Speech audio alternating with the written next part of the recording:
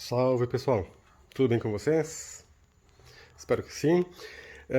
O vídeo de hoje eu vou falar aqui um pouquinho sobre a parte de arrefecimento, não só da Journey, mas também da Fremont, tá? Eu estou usando aqui como exemplo o Kia Soul, que utiliza o mesmo sistema da Fremont, tá? Então vou falar um pouquinho aqui sobre os dois sistemas.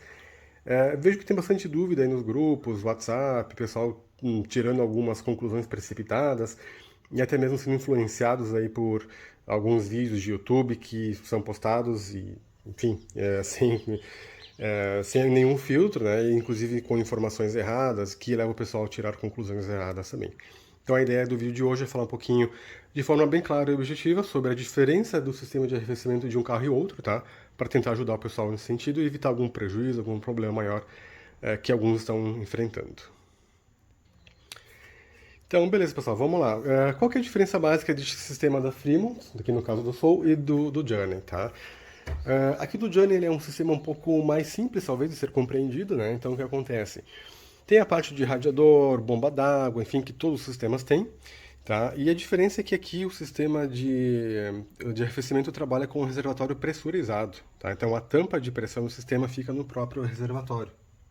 Tá? Então, quando o motor estiver aquecido, aqui no meu reservatório de expansão eu vou ter o líquido pressurizado.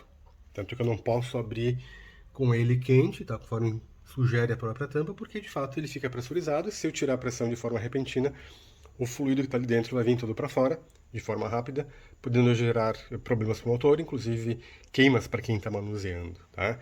Então, basicamente, este funcionamento do sistema de arrefecimento da Journey, que eu acho que é mais simples, o pessoal não tem dúvida, né? Porque não existe a parte de sucção, enfim, tudo mais. O nível que ele mostra aqui no reservatório é o local único que a gente tem que monitorar, tá? Então, estando no nível aqui no reservatório, subentende-se que o restante do sistema está ok, tá? Obviamente tem que ter cuidado para completar o nível com ele frio apenas, né?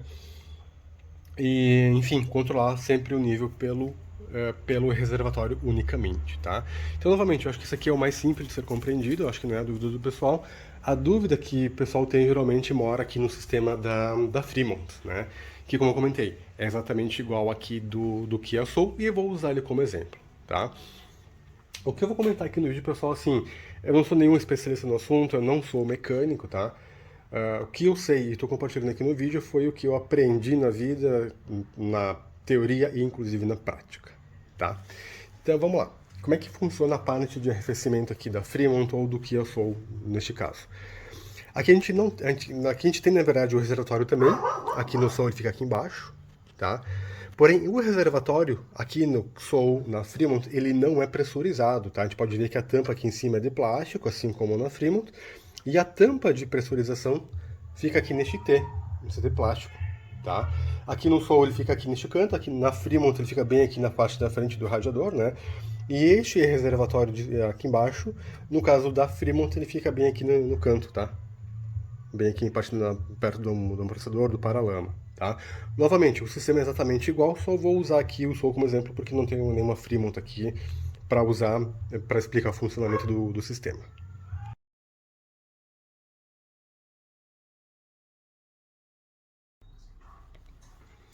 Então tá, pessoal, seguindo aqui então, vamos lá, como é que funciona o sistema de arrefecimento aqui do Soul e da Fremont, tá? Então, aqui esse sistema ele trabalha com um reservatório de sucção, tá? Então, esse reservatório de sucção ele vai sugar água para o sistema aqui dentro quando estiver frio e também é um sistema de expansão, tá? Então, esse reservatório também ele vai subir o nível do fluido quando ele aquecer, tá? Então, aqui o fluido agora ele está frio, quando aquecer o motor, o fluido vai aquecer por motivos óbvios e já conhecidos. Todo e qualquer fluido que aquece ele se expande, né?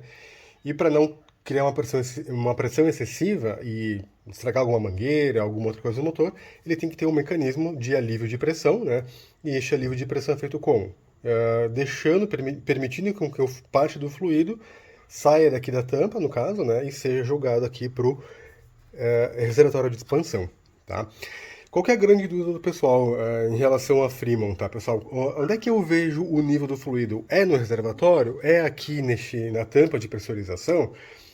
Minha opinião, tá, pessoal? Em ambos, tá? Porque na verdade o que acontece?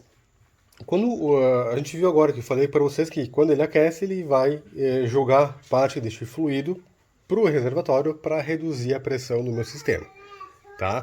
Quem faz essa liberação da pressão é aqui na tampa. Tá? Então aqueceu, tem a pressão positiva até um certo limite, aqui no caso da tampa é 1,1 bar, então atingiu o limite de 1,1 bar, ele vai abrir a válvula e vai jogar parte do líquido para o meu reservatório para reduzir a pressão do meu sistema de arrefecimento. Quando esse sistema começa a esfriar, o que vai acontecer?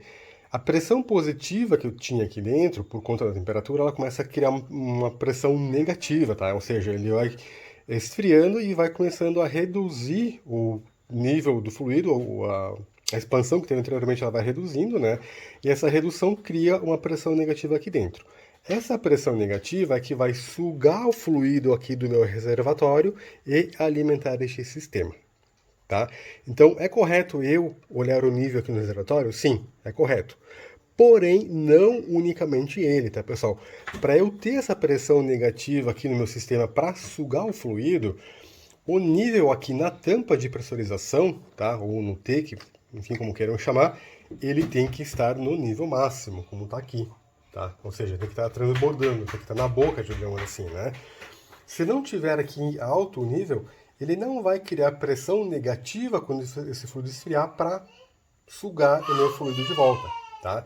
Então eu posso estar com o reservatório cheio aqui embaixo e eu não tiver o fluido aqui dentro, tá? Eu não vou ter pressão negativa aqui dentro para poder sugar o meu fluido, tá? Então esta é a grande dúvida, é o grande ponto que às vezes o pessoal acaba até perdendo o motor por conta disso, tá?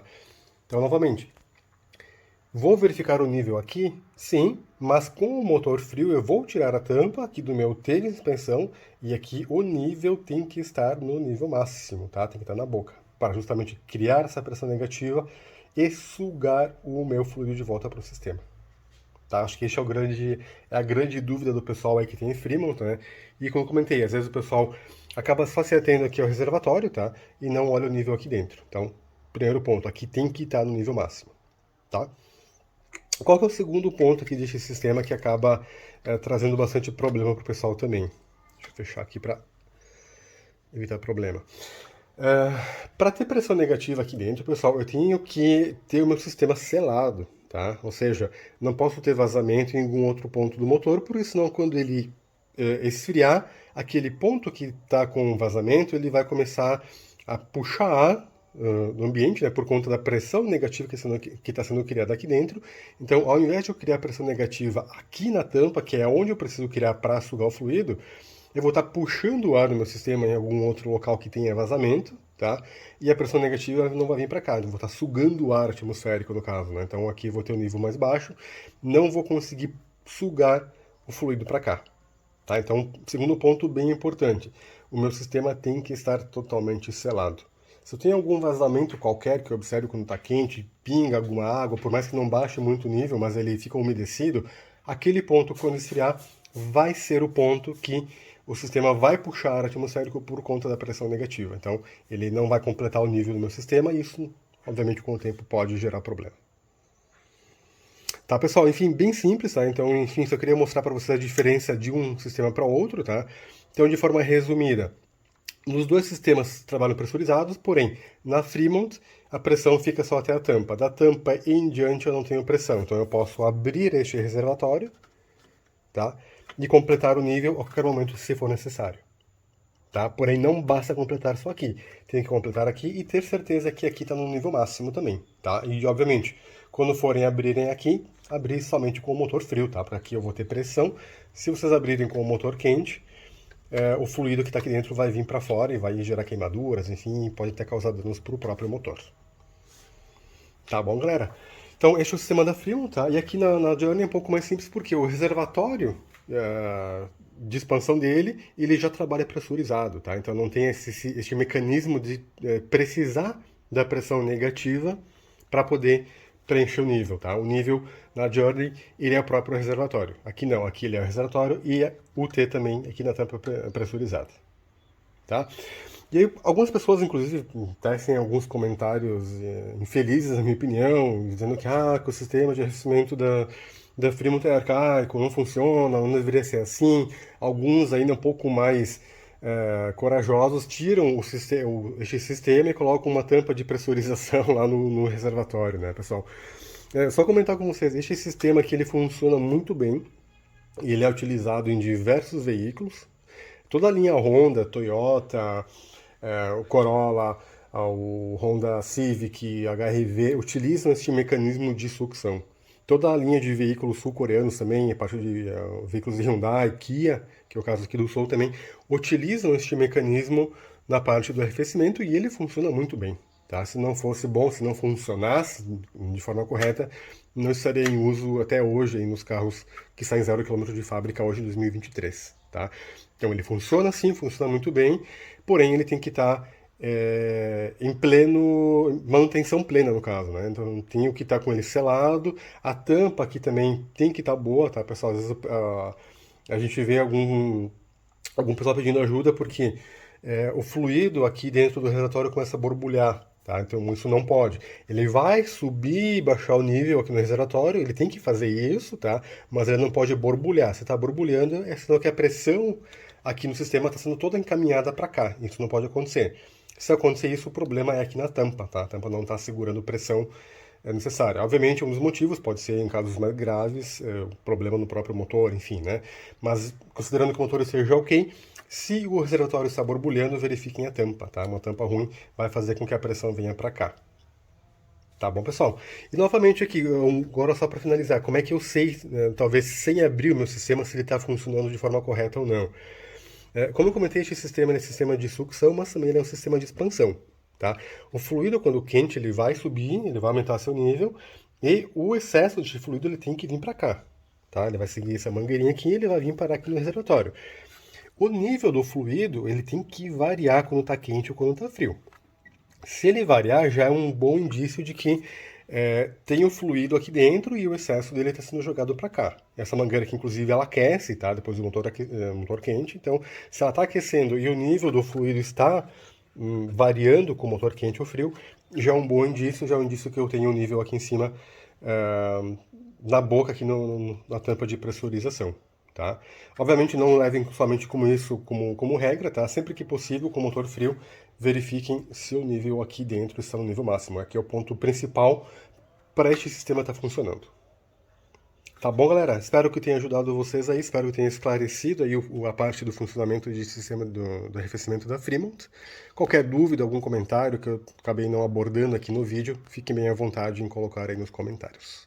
Um abraço.